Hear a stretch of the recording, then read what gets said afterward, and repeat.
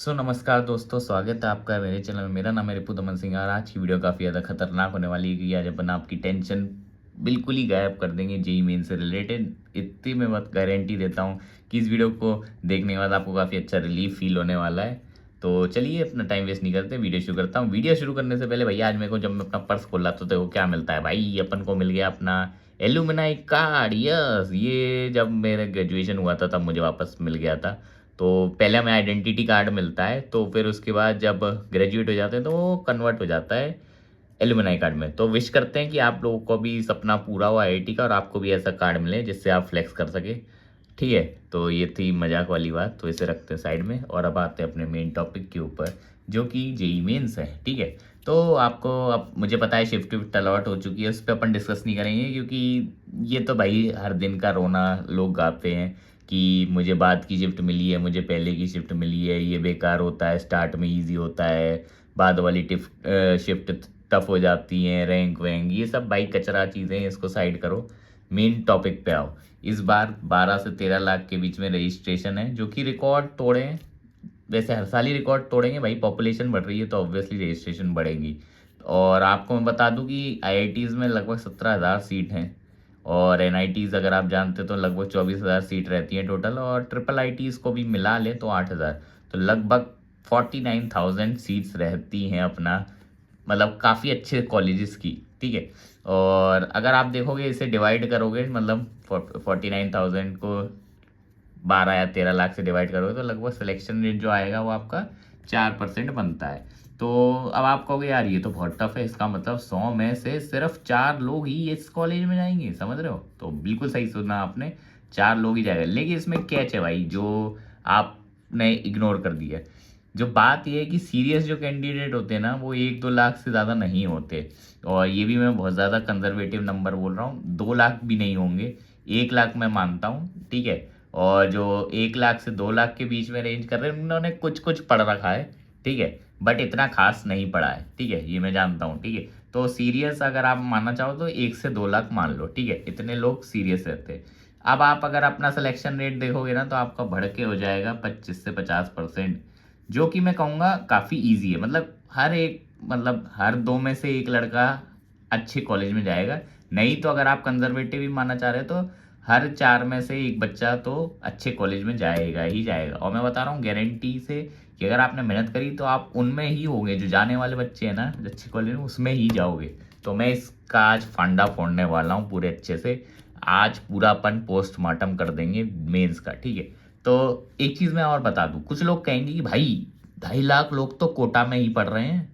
ठीक है, तो आपने ये सीरियसनेस वाला जो नंबर है वो 1-2 लाख कैसे बोल दिया? अरे भाई 2.5 लाख लोग पढ़ रहे हैं कोटा में, मुझे एक बात बता दो कि इन 2.5 लाख में से सीरियस कितने हैं? 10% भी सीरियस मिल जाए तो मेरा नाम बदल देना। ठीक है, तो सीधी बात, 1 से 2 लाख से ज़्यादा सीरियस नहीं है। और इस हिसाब से आप देखोगे तो आप काफ़ी आगे हैं अगर आपने अच्छे से प्रिपरेशन कर रखी है। अगर आपने लगभग सिलेबस पूरा एक बार कवर ही कर दिया है ना, बेसिक भी अगर आपको पता है, तो मैं बता रहा हूँ आप 89-90% लोगों से ऊपर हैं पहले से ही। ठीक है, अब मैं अपनी स्टोरी बताता हूँ। जैसे कि मैंने दिया था अपना जेईई मेंस 2017 में, तब ऑफलाइन होता था, एक सर दर्द और था।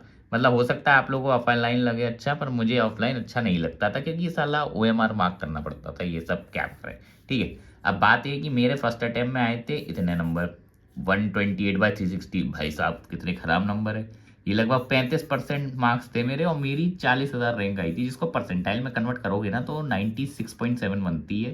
ठीक है, या 96। अब देखने में 96 तो बढ़िया लग रहा है, पर रैंक इतनी ज़्यादा कुछ अच्छी नहीं है। मिलने को कुछ मिल जाता, पर मेरे टाइम सीट्स कम थी तो मेरे को नहीं मिलता।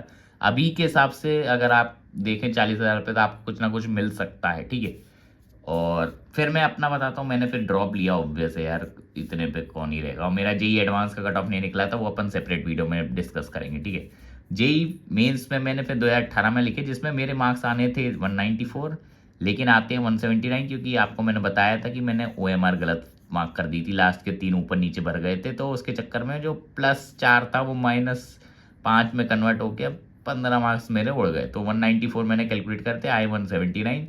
मेरी 6,500 रैंक से 9,600 रैंक पहुंच गई, जिसमें परसेंटाइल में 0.3 का ड्रॉप आ गया। तो आप देख सकते हैं काफ़ी मेजर ड्रॉप आता है। ठीक है, और क्या बोले, जो होना था हो चुका, ठीक है। लेकिन मैं आपको ये बता रहा हूँ कि 35% पे मेरी 40,000 रैंक थी भाई, 35% पे, और लगभग 50% पे मेरी, 50% भी नहीं है भाई, लेस देन 50% मार्क्स पे मेरे 99.2 परसेंटाइल बन गई थी। तुम ये देखो कितना अंतर है भाई, क्या कंपटीशन है, आपको पता चल ही रहा हो। और ये तो जेई मेंस की बात चल रही है भाई, मैं एडवांस का बोल ही नहीं रहा हूँ, ठीक है। अब बात आते हैं थोड़ा और डिटेल में, ज़रा बात कर लें, ठीक है।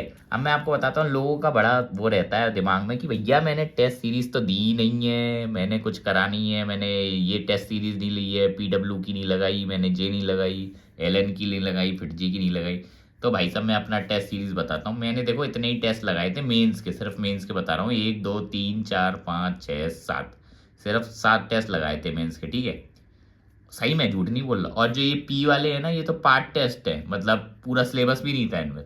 तो पहले पार्ट टेस्ट में मेरे 232 आए थे। अब आप कहेंगे तो बहुत ही तगड़ा स्कोर है भैया आपका, मतलब 232 आ रहे हैं, आप तो बहुत आगे हो। अरे भाई, इसमें पता है क्या आया था, रेक्टिलिनियर मोशन वगैरह आया था भाई, ये तो कोई भी इसमें ले आता, इतना ईजी था। हाईएस्ट उस वक्त, मतलब उसमें हाईएस्ट मार्क्स भी दिखाते तो 323 थे, अब तुम सोच लो। और मेरी जो ओवरऑल रैंक आई थी वो 144 आई थी 8,000 में से। और मैं भी खुद शौक हूँ कि इतने, मतलब मैंने ऐसा तो कुछ तो करा भी नहीं था कि ये इतनी रैंक कैसे आ गई, ठीक है। अब बात आती है दूसरे टेस्ट में। दूसरे टेस्ट में मेरे 174 के अराउंड आए, हाईएस्ट इतने थे, रैंक कितनी थी 187, ठीक है। और फिर टेस्ट 3 में इतने। तो ये टेस्ट पार्ट वाले छोड़ो, इनको मत गिनो क्योंकि पार्ट वाला तो कचरा रहता है। फिर आते हैं ये थे फुल लेंथ। तो मैंने 1 2 3 4 ही फुल लेंथ दिए थे, ज़्यादा दिए भी नहीं, ये देख लो, ठीक है। तो पहला फुल लेंथ में मेरे लगभग 50 के अराउंड आए इतने। और मज़ेदार बात, इतने ही मेरे एक्चुअल में लगभग मीन्स में भी इतने ही आए थे, ठीक है। और हाईएस्ट इसमें ऐसा था कि 275 थे। और मेरी ओवरऑल 8,000 बच्चों में 142 रैंक थी। फिर सेकंड वाला दिया था, उसमें 206 आए थे, 284 जिसमें हाईएस्ट थे, और 126 मेरी ओवरऑल रैंक थी। थर्ड में थोड़ा स्कोर गिर गया था क्योंकि मैंने सिली मिस्टेक्स ज़्यादा कर दी थी, तो जिसमें पेपर बहुत ईजी था ये वाला।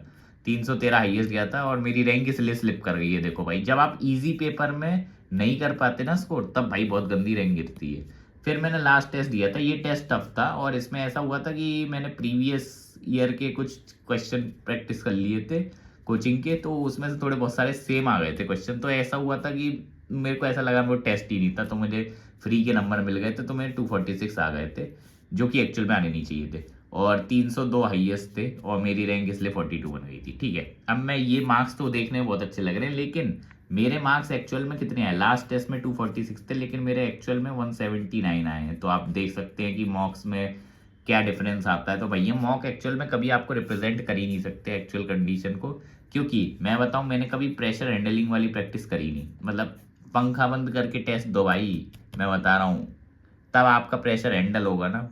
तो जो गर्मी लगेगी ना, दिमाग नहीं चलता, वो वाली चीज़ ट्राई करो, ठीक है। और पूरे अच्छे से मैं सोया नहीं करता था, मैंने एग्जाम से पहले मुझे नींद ही नहीं आई भाई, मैं 2 घंटे सोया हूँगा मुश्किल से। तो ये सबसे गलत चीज़ें मैंने करी थी, इसकी ऐसे एफिशिएंसी डाउन हो जाती है। तो ये आप ट्राई करना, ये अवॉइड कर लेना, ठीक है। भले ही पढ़ाई मत करो 5 दिन, बट ये चीज़ कर लो, मतलब प्रेशर है नहीं होना चाहिए, और स्लीप अच्छे से ले लो। मैं बता रहा हूँ, यहीं से आपका परसेंटाइल बूस्ट हो जाएगा खूब। मतलब बता रहा हूँ, अगर आपकी 10,000 रैंक आ रही है ना, तो 5,000 भी आ सकती है सिर्फ इन दोनों चीज़ करके, ठीक है। और ये याद रखो कि एडवांस आपका मेन टारगेट है, आईआईटी नहीं जाना भैया। आपको ये चाहिए कि नहीं ये कार्ड, ठीक है। तो सीधी बात है कि अपन को जाना आईआईटी, ये अपना मेन गोल है। एनआईटी अपन बैकअप की तरह रखेंगे, तो जो मेंस होगा देखा जाएगा, तो इतना ज़्यादा अपन को सोचना नहीं है, ठीक है।